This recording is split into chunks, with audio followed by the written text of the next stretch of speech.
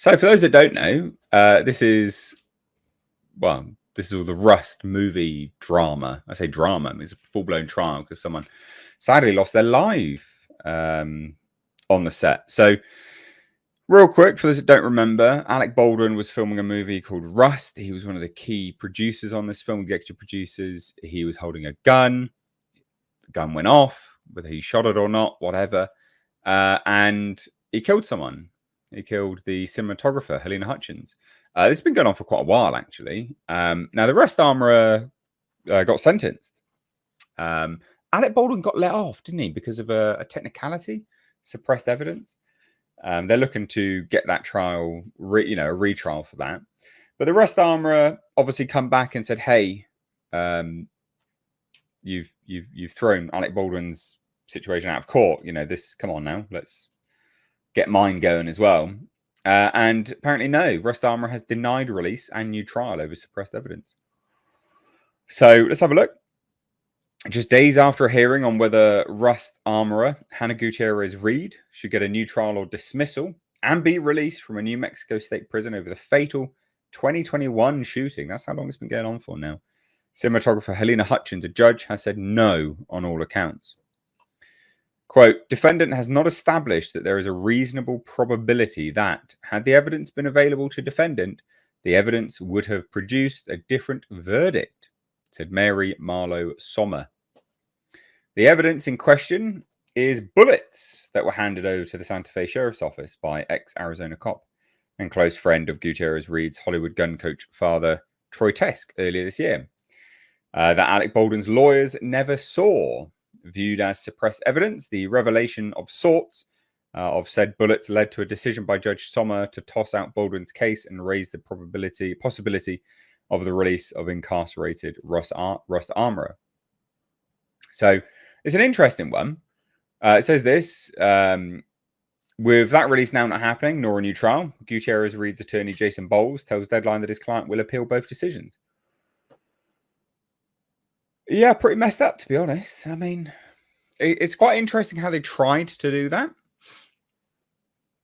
Because how on earth would these bullets that, they wouldn't have made a difference, would they? Really, it's quite an unusual one. The bullets themselves being handed over, Baldwin's lawyers weren't privy to them. Maybe they would have, I guess. Probably not, though, because she's still handling them all. I don't know. What do you think about this? Well, in looking at it, I would say that she has the same reasonable cause for it to have been either a reduced charge or a dismissed charge based on the same, evidence that was left out. I mean, if she had access to said evidence, could she have successfully defended herself without knowing what the evidence is? I can't answer the question, but I should say that in the interest of justice, hold her over for a new trial and dismiss the previous, judgment. The problem is in this country, we have something called double jeopardy, spelled with a D, you can't subject somebody to the same criminal charges more than once. So yeah. So Baldwin, I don't know that he'll ever be brought back in and arraigned again for the same or similar crime, but she, because she was prosecuted, should have every access to the same kind of defense and retrial as anybody else who was wrongly convicted, which she believes she was. It's interesting that the judge arrived at that conclusion, but I cannot, I can't necessarily say whether or not she should be retried or she should just be let go outright. She just wasn't given a fair trial, in my opinion. That's just my opinion. I don't know what anybody else thinks. Well, they say this. So in April, Gutierrez Reed was sentenced to 18 months in New Mexico State Prison after being found guilty of involuntary manslaughter for the live round that ended up on the seemingly chaotic Rust set. Now, whether the bullets were present or not in the evidence, how would that have made a difference to that, really? She's found guilty of involuntary manslaughter because the live rounds were there in her possession. Yeah. I don't know. Do you see what I mean? Like, I'm with you. Like you said, she definitely had possession of live rounds. Whether or not she was aware that they were live is a matter of discussion. And what the evidence left out actually was may have a profound effect on her on her conviction. But without knowing what that was specifically, how can It you was the answer bullet. that? That's what I mean. I've said it. It was the bullets. That's all it was. Literally said the evidence in question here is the bullets, which were handed over to the Santa Fe Sheriff's Office. That was it. Just the bullets.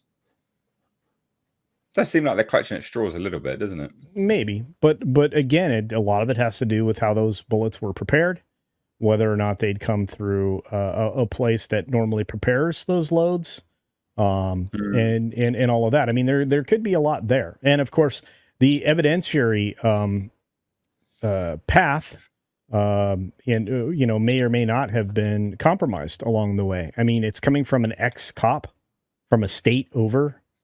That's a little, yeah. I mean, can you cite the chain of custody of that evidence? Not really. It wasn't tracked. So there's some very strange things. Let's say. Yeah, I think it's Baldwin, who always insisted he did not pull the trigger and the gun discharged on its own, had faced up to 18 months in state prison if found guilty. The FBI and independent analysis and the man who actually made the gun all disagreed with Baldwin's assertion. Yeah, because it's not how guns work. It's like, it's not how guns work. Guns just don't go off like that. Come on now. I don't know. It's quite a bizarre one, to be honest. It is quite a bizarre one. I do wonder what will happen. I mean, they're going to appeal it. So it'll be interesting to see what happens. But yeah, I'm more intrigued to see what they do with the Alec Baldwin situation. Yeah, That's I think what I'm more intrigued about. Yeah, me too. I mean, my thoughts are, he needs to be tried fairly, but I don't know how they go about doing that now. I just don't. He does need to be held accountable for doing something that he absolutely had to have done, which is pull the dang trigger. I can't. I mean, yeah, but also how they're not getting him on like obstruction of justice and stuff like that when he refused to give his phone up, even they had their warrant and all of this other stuff. Do you remember that? Where he was like, "Yeah, I'll cooperate. Yeah," and then just like fled to New York. It's like, mate, what are you doing? Like, you look terrible here. What are you doing, mate? It looks so bad. It's like, yeah, I'll cooperate. Don't you worry about it, mate. Don't you worry about it. It just runs off to New York. Well. And the police are like, mate, he's not cooperating. Yeah, I'll cooperate. Yeah. Can't have my phone though. But we've got a warrant for it. No, you can't have it. What? It's like insane. The whole thing was a complete joke. Clown show. It went on for 3 years. He only got trialed this year, by the way, guys. Yeah. This year. Went on for 3 years. Someone died.